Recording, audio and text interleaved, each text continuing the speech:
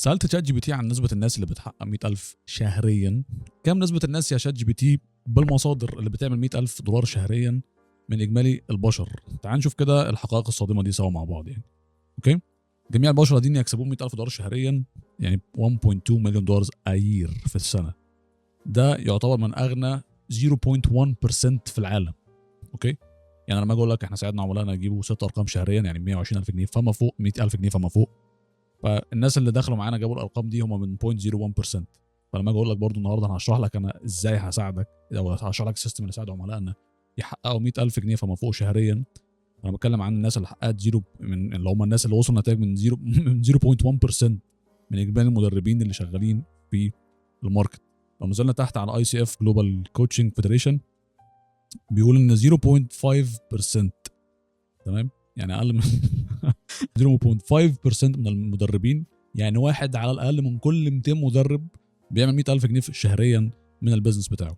ومع ذلك احنا عندنا عملاء وصلوا ل 100,000 جنيه في الشهر من خلال السيستمز اللي احنا هنشرحها لك النهارده. اوكي، فده ان دل على شيء فده يدل ان انا مش بوعد باي حاجه، لان زي ما انت شايف النسب قدامك عامله ازاي.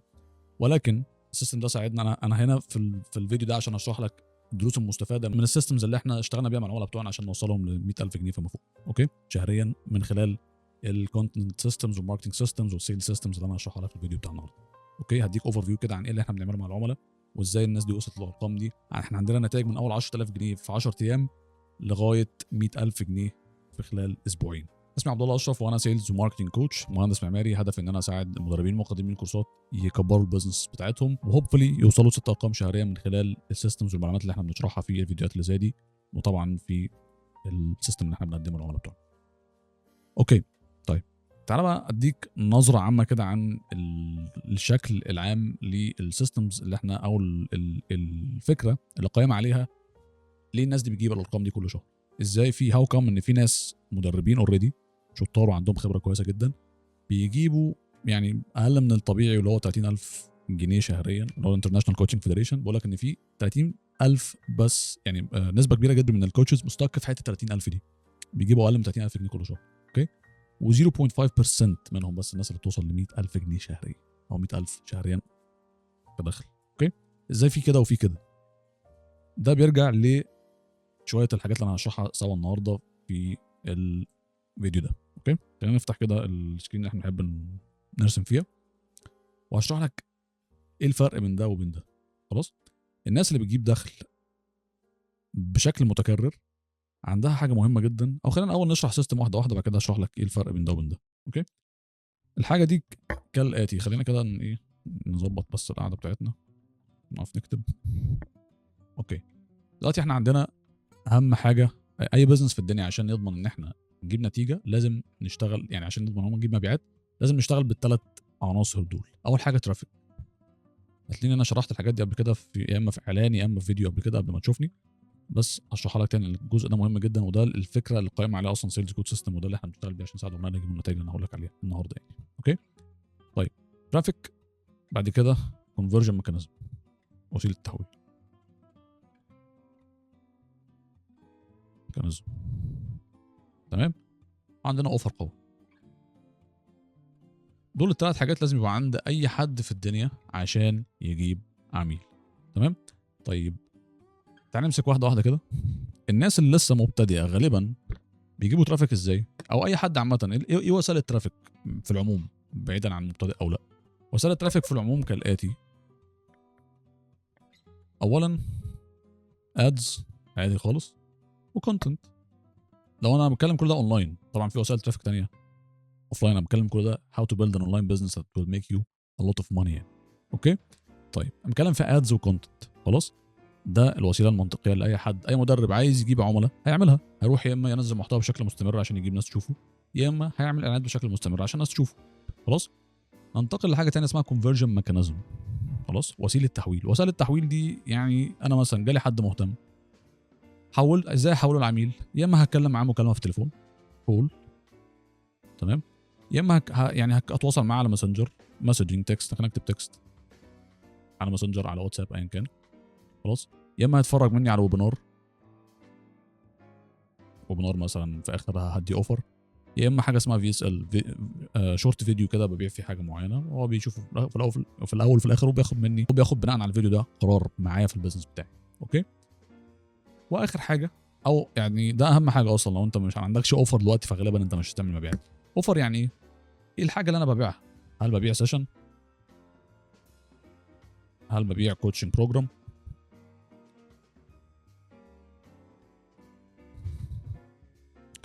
ولا ببيع ايه؟ يعني ممكن ابيع كورس مسجل وهكذا، هل ببيع لايف تريننج؟ ايا كان، كل ده اوفرز، كل دي انواع اوفرز ممكن اقدمها او كوتشز كتير ممكن يقدموها عشان يجيبوا عملاء. طيب ازاي بقى؟ في ناس كتير، يعني في مدربين كتير قوي، يعني ذا ماجوريتي، يمكن معظم الناس، معظم المدربين الموجودين في الماركت دلوقتي مش بيعملوا اكتر من 100,000. ازاي؟ يعني الناس معظمهم تحت 30,000. ده ليه؟ ده بسبب ان هم اكيد بنسبه 500% مش بيعملوا اي حاجه من الحاجات اللي انا قلت لك عليها هنا دي. معظمهم يا اما مركزين هنا قوي، اوفر، انا اهم حاجه اقدم احسن اوفر موجود، خلاص، وما بيعملوش لا كونفرجن ميكانيزم ولا بيدوروا على ترافيك، خلاص، ولا مهتمين اصلا يعني، او بيعملوا ترافيك في اماكن مش يعني العميل بتاعك مش موجود فيها، خلاص. طيب وازاي بقى هاو كم ان في ناس تانية بتعمل فلوس دي؟ تعالى كده نبدا نشرح واحده واحده. مبدئيا في الاوفرز، عشان اعمل حاجه فعلا الناس تبقى عايزاها، لازم اعمل حاجه اسمها ماركت ريسيرش، وده اللي احنا بنعمله مع العملاء بتوعنا مجرد ما يخش عندنا. اول حاجه بنعملها بنعمل شويه مايند سيت ورك، تمام، اتحول من شخص خبير فاهم في المجال بتاعه لبزنس اونر شاطر. ايه المايند سيت، ايه الرولز اللي المفروض اكون ماشي بيها في البيزنس بتاعي عشان اضمن ان انا هجيب نتيجه كويسه، خلاص. التغيير بيبدا من هنا الاول، من العقليه بتاعتي الاول، ان انا اصدق على الاقل ان انا اقدر اجيب من 50,000 ل 100,000 في الشهر. لو انا المايند سيت بتاعتي يعني بتعمل لي بلوك بشكل من الاشكال، مش مخليني واثق في نفسي، مش شايف ان انا الشخص اللي هجيب الفلوس دي بشكل من الاشكال في يوم ما، وعمري ما هجيبها. فده اول خطوه بناخدها معانا في البروجرام. مجرد ما تخش معانا في البروجرام ده اللي احنا بنعمله، بنعمل ايه؟ بنعمل لك برين واشنج كده، انك تتحول للشخص اللي هيوصل ان هو فعلا يجيب الرقم ده. اصدق ان انا اجيب الرقم ده، اوكي؟ لان في ناس ممكن تقول لك لا اصل انا مختلف، اصل انا الحاجه دي ما تنفعليش، اصل انا مش لو جبت 100,000 مش عارف. في ناس مش عايزه تنجح بشكل من الاشكال يعني، اوكي؟ ف او بيقول لك انا مش واثق في نفسي دلوقتي فاستنى اجيب الثقه الاول بعد كده ابدا. الثقه عمرها ما تيجي الا لما تبدا، تمام؟ فده الفكره، شويه مايند سيت كده، لازم نعمل برين واشنج قبل ما نبدا في اي حاجه ليها علاقه بالماركت، خلاص. صدقت انا هجيب 100,000، يلا يا عم عبد الله عايزين نجيب 100,000 بقى، هجيبها ازاي؟ محتاج انك تعمل اوفر الناس عايزاه. عشان اعمل كده لازم اعمل ماركت ريسيرش محترم. يعني ايه ماركت ريسيرش؟ هل بقى السواب اناليسيس والقصص العجيبه اللي احنا بنشوفها في الكوربريت والحاجات دي؟ مش محتاج ده كله، انا مش محتاج اي حاجه من الحاجات دي. كل اللي انت محتاجه انك تعرف عميلك كويس قوي، جولز، نيدز، بروبلمز، ايموشنال يعني بيهيفيورز، تعرف كل حاجه عن العميل بتاعك. واهم حاجه، هل هو محتاج الحاجه اللي انت بتقدمها دي ولا لا؟ لان لو مش محتاجه كل ده ما فيش، ملوش اي لازمه. لو جبت احسن ترافيك في الدنيا، لو عملت احسن كونفرجن ميكانيزم في الحياه، ما حدش هيشتري، خلاص. فانت مهم جدا جدا جدا جدا جدا جدا انك تعرف عميلك كويس جدا جدا جدا جدا جدا قبل ما تبدا تعمل اوفر، اوكي؟ خلصنا الماركت ريسيرش، عرفنا كتير قوي عن العميل بتاعنا، عرفنا طموحاته واهدافه ومشاكله والبروبلمز بتاعته. بناء على الماركت ريسيرش، بناء على المعلومات اللي انا هاخدها من العميل بتاعي دي، ابدا ابني الاوفر بتاعي، هبدا اصمم الحاجه اللي فعلا عميلي هيحتاج، يعني هبيعها لعميلي. لما اعمل ماركت ريسيرش واعرف كل حاجه عن عميلي، المحتوى بتاعي هيبقى احسن، الماركتنج بتاعي هيبقى احسن، الاعلانات بتاعتي هتبقى اقوى، الكونفرجن ميكانيزم بتاعتي هتبقى احسن، الاوفر بتاعي، المنتج بتاعي، الكوتشنج بروجرام بتاعي، السيشنز بتاعتي هتبقى احسن، تبقى منتجه اكتر، لان انا عارف الشخص اللي انا هبيع له ده محتاج ايه، اوكي؟ طيب عملنا اوفر قوي. من ضمن الاوفرز، عشان اعمل اوفر محترم، خلاص، اكيد اكيد اكيد اكيد اكيد مش هيبقى سيشن، مش هيبقى سيشن. اي جيت ات. انت هتقول لي يا عبد الله لا انا بختلف معاك في الحته دي، لان انا بقدم سيشنز كتير وناس، اوكي، انا ما قلتش حاجه، مش بقول ان السيشنز وحشه، اللي بقوله ان السيشنز مش سكيلابل، مش هتوصلك ل 100,000، خلاص. يعني انت ما عندكش الا شويه وقت كل يوم، خلاص، عشان توصل ل 100,000 وانت بتبيع مثلا السيشن وليكن ب 100 ريال، ب 100 جنيه، ب 100 دولار، ايا كان الرقم. فانت محتاج كام واحد بالرقم ده عشان توصل ل 100,000؟ انت محتاج 1000، محتاج 1000 واحد يدفع لك 100 ايا كان العمله ايه عشان تعمل 100,000 في الشهر. فده مش منطقي، خلاص. ولو انت بتبيع ب 1000 هتقول لي على السعر، لو انت بتبيع ب 1000 انت محتاج 100 تعمل 100 سيشن كل شهر، وده رقم برضه مش ده، احنا كده مش بدأ. انت مش فاتح بزنس، انت عملت لنفسك وظيفه جوه البيزنس بتاعك، وده مش منطق. اوكي، فبالتالي السيشنز مش احسن اوفر تقدمه لو انت مدرب. خلاص، ده ممكن يبقى موجود ك1 تو 1 سيشنز. هل انا ما بعملش 1 تو 1 سيشنز؟ لا، بعمل 1 تو 1 سيشنز، بس هي يعني سعرها عالي جدا لان الديماند عليها كتير. خلاص، يعني عشان سعرها عالي بعملها، لان الديماند عليها كتير وانا ما عنديش وقت. فالديماند عالي والسبلاي قليل، سعرها عالي جدا.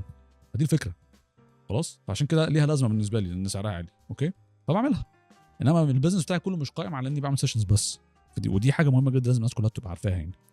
اوكي، تاني حاجه الكوتشنج بروجرامز، وده يعني ده اللي انا بحبذه. كوتشنج بروجرامز بمعنى سبيسيفيك سيت اوف ستايل، يعني ستايل معين انت بتقدم بيه البرنامج التدريبي بتاعك، في ميكس ما بين الحاجه المسجله، في ميكس ما بين اللايف تريننج، في ميكس ما بين ال1 تو 1، في ميكس ما بين كل الحاجات دي، ومعمول بسيستم محترم يخليك تقبل اكبر عدد ممكن من العملاء من غير ما تضيع وقتك في يعني في متابعه العملاء كل شويه عشان تساعدهم يجيبوا نتائج.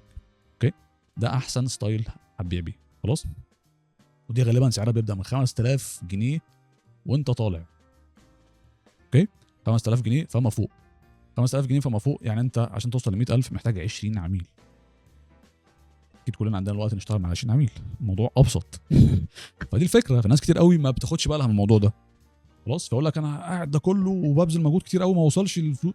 اهو ده جزء من صوره تانية لسه هنكملها. اوكي، خلينا نكمل. في حاله الكورسات المسجله، غالبا الكورسات المسجله ما فيش ناس كتير بتحب تشترك فيها وخلاص، ومعظمهم بيبقوا عندهم بايس ناحيه اللايف تريننج. انا عايز حد من الكوتشز الشطار اللي زيك يقعدوا معايا يشرحوا لي العميل بتاعك. غالبا هقول لك كده يعني عايز لايف تريننج، عايزك تقعد معايا تشرح لي تفهمني هعمل ايه بالظبط. خلاص، ف يعني برضو ستيل الكورسات المسجله مش الليفل اللي هو، ولكن خلينا نقول ان هي فيها كورسات ممكن تتباع ب 3000 جنيه وانت طالع برضو upwards to. خلاص، بس هي كل ما تطلع في السعر في كورسات مسجله بيبقى صعب جدا انك تبيعها. يعني بيبقى صعب جدا انك تبيعها لان الناس مش عايزه مسجل، الناس عايزه لايف وعايزه انتراكشن. خلاص، فدي غالبا كابت على سعر معين مش هتعرف تعديه. فنطلع من الاوفر من الحته دي بان انا المفروض ان انا ابيع كوتشنج بروجرام بالسعر اللي انت شايفه قدامك ده فما فوق، وده السعر اللي احنا بننصح العملاء بتوعنا يبداوا بيه بناء على الخبره بتاعتهم طبعا، وبناء على شويه حاجات عندهم لو انا شايف ان هو بناء على المجال اللي هو بيبيع فيه برضه، لان في ناس ممكن تبدا باقل من كده كمان وستيل تبقى بروفيتابل، يعني بيبقى بيعتمد فيها المبيعات على عدد العملاء اللي بيشتري. ايا كان زي ما احنا كده على الكوتشنج بروجرامز، ده اللي احنا بنساعد العملاء يبنوه. خلاص، لو انت حد من الناس اللي هي بص يا عبد الله انا لسه ما عنديش الكورس بتاعي فاعمله وبرجع لك تاني، لا، انا افضل انك ما يبقاش عندك كوتشنج بروجرام اصلا، ونعمله سوا في البروجرام. عندنا حاجه اسمها سيستمز ثينكينج، ده نظام بتكلم عنه في فيديو تاني، ولكن اساعدك تبني البروجرام بتاعك من زيرو. خلاص، ده لو انت مهتم يعني. على العموم لو اي حد مهتم ان احنا نساعده في اي حاجه من الحاجات دي، احنا عندنا بروجرام اسمه سيلز كود سيستم بنساعد بيه العملاء يوصلوا للنتائج اللي انا بتكلم عنك، يعني اللي بتكلم ازاي بنحققها في الفيديو ده عامه يعني. فلو انت مهتم هتلاقي في زرار في الديسكربشن تحت بنشرح، يعني في فيديو كده هتخش عليه نشرح لك فيه كل السيستمز عندنا ماشيه ازاي، وتقدر تحجز مكالمه مع اي حد من التيم عندي وهنساعدك ان شاء الله. اوكي، ده بالنسبه للاوفرز. اوكي، نطلع من هنا نرجع بقى تاني للصوره كامله. خلاص، دلوقتي عملت ماركت ريسيرش، عندي الاوفر بتاعي، عارف مين الناس المهتمه، عارف هبيع لهم ايه. خلاص، لان انا خلاص عرفت كل حاجه عنهم وجهزت الحاجه اللي انا هبيعها. فاضلش الا حاجتين دلوقتي. الحاجه الاولى ان اروح على الترافيك والكونفرجن. 5 دقايق بس عشان الاذان وهرجع اكمل الفيديو. اوكي، رجعنا تاني بعد الاذان. مش فدلوقتي زي ما كنا بنقول احنا عندنا حاجتين. خلاص، الحاجه الاولى الترافيك والكونفرجن. طبعا دي الخطوات اللي احنا بنعملها بعد ما نصمم الاوفر اللي انت هتبيعه. خلاص، او نعمل ماركت ريسيرش كان ايه حاجه يعني كده الاثنين بعد الماركت ريسيرش. طيب دلوقتي عايزين نبدا نسوق بقى. هنسوق ازاي؟ هنسوق مبدئيا كده بالترافيك. انا عايز ناس تشوفني بقى، انا عملت حاجه كويسه جدا، عملت اوفر محترم قوي، عارف العميل بتاعي عايز ايه. كل اللي انا محتاج اعمله فعلا ان انا ابدا اتكلم عن الحاجه اللي انا ببيعها. خلاص، ده بيتم من حاجتين، من خلال الكونتنت ومن خلال الاعلانات الاثنين. اوكي، طيب ليه معظم الناس بتفشل هنا بقى؟ ليه في ناس بتعمل 100000 جنيه، 100000 دولار، 100000 ايا كان الرقم او العمله شهريا، وناس لا، رغم ان هم بيعملوا اعلانات؟ يعني بيجي لنا ناس كتير جدا، عبد الله انا بعمل اعلانات كتير جدا ومش عارف ايه وفشلت وما جابتش نتيجه، وبقالي كام سنه بنزل محتوى وما جبتش نتيجه. خليني اقول لك ليه. اكتر مشكله غالبا الناس بتقع فيها لما تيجي تسوق هي المسجنج. يعني ايه مسجنج؟ يعني انا بدي مسج غلط للعميل اللي انا عايزه يشتري مني، فما بيشتريش مني او ما بيسمعليش. يعني ايه؟ خليني اديك مثال سريع. اكيد ما ينفعش اروح واقول لو انت شخص اوفر ويت تعال اعلمك ازاي تشارك في المسابقه يعني تكومبيت مع الاخوه بتوع العضلات. اكيد مش هينفع اقول كده في الماركتنج بتاعي يعني لشخص لسه اوفر ويت. تمام، ما ينفعش اعمل اوفر مثلا هنساعدك ان انت تخس مثلا 30 كيلو في خلال 3 شهور، تمام، عشان تشارك في الكومبيتيشن بتاعت. مش ده يعني انا بتكلم انهي ليفل دلوقتي. خلاص. وبرضه ما ينفعش اقول لو انت شخص اوفر ويت تعالى اخليك توصل ل 0.7 من الدهون بتاعتك في خلال 3 شهور. مش منطقي، محدش هيصدقه ومحدش هيسمع له ومحدش هيشتري منك. اوكي، قيس على كده بقى في كل المجالات. هتلاقي برضه في المجالات الماليه. خلاص، لو انت عمرك ما عملت كورسات قبل كده تعالى اعرفك ازاي توصل تبيع كورساتك ب 15000 جنيه شهريا وتوصل ل6 ارقام في الشهر. مستحيل لو انا قلت كده في الماركتنج بتاعي حد يشتري مني. انا بشتغل مع بروفيشنالز، الناس اللي اوريدي بتعمل فلوس عشان اساعدك تجيب فلوس اكتر. اوكي، فدي الفكره في المسجنج ده ان ناتشل، عشان في موضوع اعمق من كده بكتير بنشتغل فيه مع العملاء بتوعنا، زي حاجه اسمها الدوشه والاشاره. يعني ايه دوشه ويعني ايه اشاره؟ دوشه يعني الناس كلها بتقول كلام معين في الماركت، خلاص، والمنافسين بتوعك كلهم بيقولوا نفس الكلام، ده تعتبر دوشه. فانت لازم تدور على الاشاره اللي لازم تتكلم فيها في الماركتنج بتاعك عشان العميل بتاعك يحس انك حد مختلف، انك حد فاهم فعلا في اللي انت بتقوله. لكن غير كده مش هتلاقي يعني غير كده هتلاقي الماركت كله دوشه ومفيش حد يعني، والعميل يعني اولموست فاقد الثقه في اي حد هيبيع له بعد كده، لان انت بتقول المسج الخاطئ. خلاص، وده خطا كبير جدا. الناس اللي بتعمل اقل من 100000 جنيه او مدربين اللي بيعملوا اقل من 100000 جنيه شهريا بيعملوا هذا الخطا الشنيع. مش بيعمل ماركتنج مسج مظبوطه للدايركت كاستمر، للكاستمر اللي فعلا عامل عليه الريسيرش. يعني لما ما ينفعش اعمل ريسيرش وفي الاخر اقول كلام مش هينطبق على العميل بتاعي.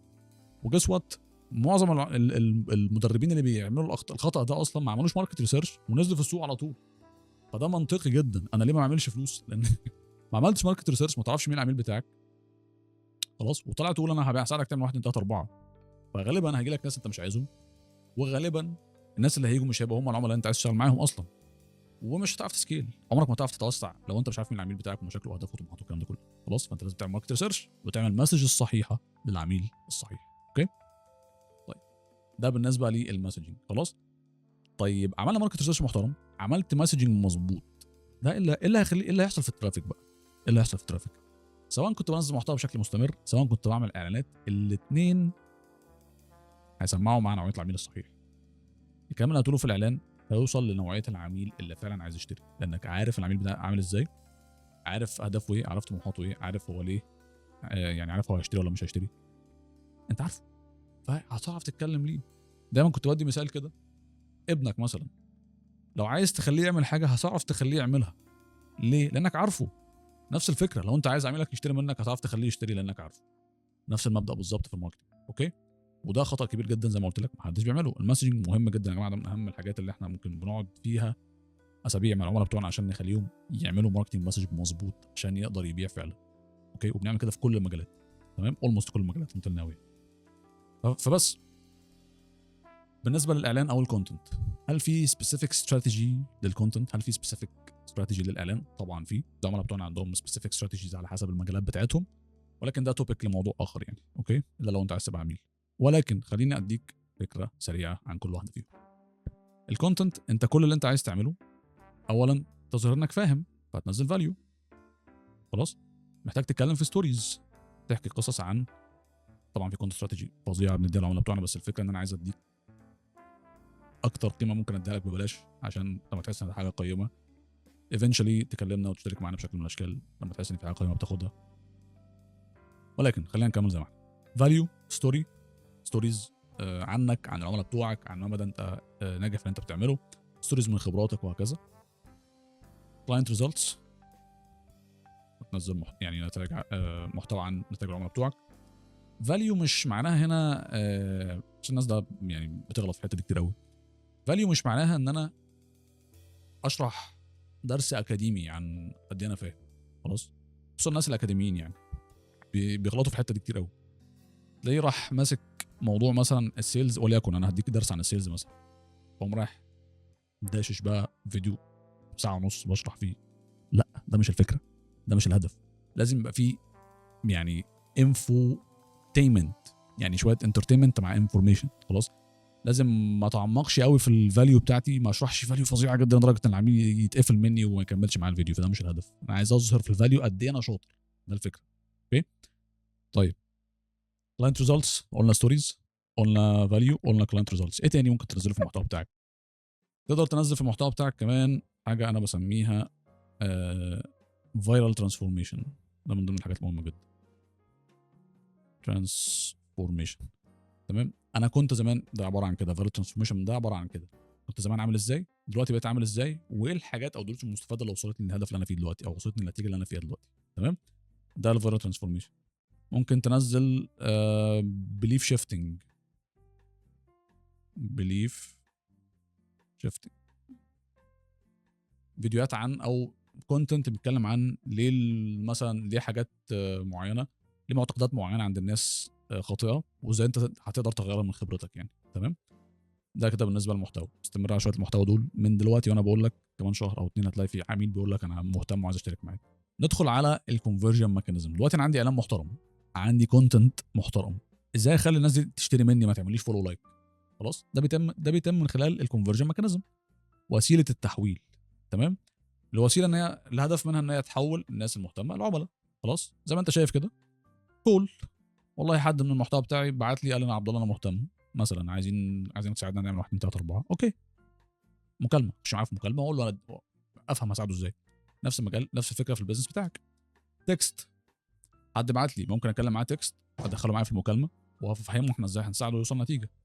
وبنار، ستايل من بعض الستايلز اللي الناس كتير قوي بتعملها، المشاهير عامه. هتلاقي مثلا كوتشز كبار جدا، ايهاب حمارنا، احمد عماره، ناس كتير قوي في المجال ده بيستخدموا الكونفرجن ميكانيزم بتاع الويبينار ده بشكل كبير قوي، وبيجيبوا منه فلوس بالهبل عامه يعني. اوكي، والفي اس ال، الفيديو البيعي، غالبا بيبقى مدته اقصر شويه من الويبينار، يعني بيبقى مثلا في حدود 10 دقائق 20 دقيقه، وهدفه ان انت في الاول وفي الاخر تبيع حاجه، تبيع مكالمه، تبيع هدف، يعني تبيع برنامج تدريبي وهكذا. خلاص، دي كلها وسائل التحويل. خلاص، ما تقنعنيش بقى انك لو عملت كل الحاجات دي بشكل من الاشكال مش هتجيب عميل. ما تقنعنيش. كل الحاجات دي تعرف، كل الحاجات دي لو اتعملت صح، الفكره ان هي لو اتعملت صح تعرف تجيب عملاء. خلاص، الفكره فين بقى؟ ان الناس كلها تايهه في الموضوع ده. يقول لك اصل انا بنزل محتوى بقالي كتير جدا وما بجيبش عملاء، انا بعمل اعلانات كتير جدا وما بجيبش عملاء. ما انت عشان اكيد في حاجه من دول مش معموله صح. خلاص، ده كده اوفر فيو عن السيستم بتاعنا. خلاص، احنا ايه اللي احنا بنعمله مع العملاء عشان نخليهم يجيبوا نتيجه؟ عندنا كل ما يلزم عشان نخليك تبني احسن اوفر موجود في الحياه فعليا، يعني تبنيه وتبيعه بسعر محترم، والعميل بتاعك يبقى مش مصدق ان هو هيخش معاك، انا مش باوفر فعليا، ان هو يخش معاك بالرقم ده. كان عندنا عملاء في النيش بتاع القران الكريم. القران الكريم الناس مش بتدفع فلوس فيه، الناس اوبليجد سام هاو ان هي مش محتاجه تدفع فلوس عشان تعلم القران الكريم، وان الناس كلها ممكن تقدمه ببلاش. بعنا بارقام محترمه في النيش ده، بس مش هقول من اسم العميل ايه حفاظا على البرايفسي بتاعته يعني. خلاص، في مده، في اقل من شهر. اوكي، عدينا 100,000 اقل من شهر. تمام، ايا كان. ده بالنسبه للايه؟ الاوفرز. بالنسبه للكونفرجن ميكانيزمز، لو انا عارف عميل، كل الكونسبتس بتتمحور حوالين انا عارف عميلي كويس قوي، فبالتالي هعرف اقول ايه في الماركتنج بتاعي عشان اخليه يشتري مني. هعمل احسن كونفرجن ميكانيزم ممكن، هنزل احسن محتوى ممكن، او اقول احسن مسج ممكنه في الاعلانات او المحتوى اللي انا بنزله عشان اجيب عملاء. زي ما قلت لك، كل البيست براكتسز اللي انت محتاج تعرفها احنا بنشرحها في السيستم بتاعنا بشكل عميق جدا وبشكل ابليكابل، وبنتابع معاك كمان في التنفيذ واحنا شغالين سوا كمان في البناء الاوفر، في التحويل، في المكالمات، في الويبينارز، في الفي اس الز، في الفيديوهات البيعيه. محتوى ايه، نوعيه المحتوى اللي انت المفروض تنزلها امتى وتنزلها ازاي، والاعلانات ايه الطريقه اللي انت المفروض تكون بتكتب بيها الاعلانات بتاعتك عشان تجيب اكبر عدد ممكن من العملاء. كل بوينت فعليا مش باوفر، كل بوينت فعليا من اللي انا شرحتها دي بنعملها باستفاضه شديده في البروجرام بتاعنا بشكل كبير. دي كانت رؤيه عامه كده وشامله عن البيزنس، عن البروجرام بتاعنا، وازاي ساعدنا عملاء عندنا يوصلوا ل 100,000 شهريا بنفس هذا السيستم. لكن الفيديو، اشكرك على المتابعه، واتمنى يكون فيديو ضاف لك حاجه جديده، واشوفك في الفيديو اللي جاي.